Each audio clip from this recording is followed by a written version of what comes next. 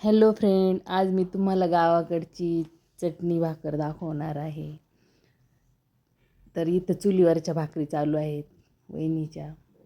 आणि आमच्या गावाकडं असं दगडाच्या दगडी तशी मस्तपैकी चटणी करतात, लसूण मिरच्या टाकून. तो ठेसा इतका भारी लागतो ना खायला, तुम्ही नक्की करून बघा. तर सगळ्यांचं भाजी निसायचं काम चालू आहे. आणि वहिनीच्या भाकरी इकडं आजीबाई मस्तपैकी आता ठेसा बनवत आहेत आम्हाला सगळ्यांना खायला. आणि वहिनी मस्त छान चुलीवरच्या भाकरी केलेल्या आहेत. आता अशी आमची ठेसा पार्टी होणार आहे. चुलीवरच्या छानपैकी अशा कडक कडक भाकरी झाल्या आहेत. आजी एकदम आनंदाने चटणी बनवत आहे. तर अशी गावाकडे जी मज्जा असते ना, ती शहरात अजिबात नसते. आणि एवढं आनंदाने छान बनवतात ना.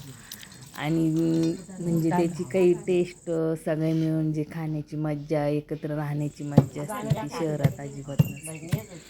आणि म्हणून आम्हाला गावाकडे गेले ना खूप आनंद होतो. तिकडून निघताना एवढं वाईट वाटतं आणि असं वाटतं सगळे एकत्र आले ना म्हणजे मस्तपैकी तिथंच राहावं. कधी आमचे सुट्टीचे दिवस पटपट संपून जातात ना, कळत पण नाही सगळे एकत्र आल्यानंतर.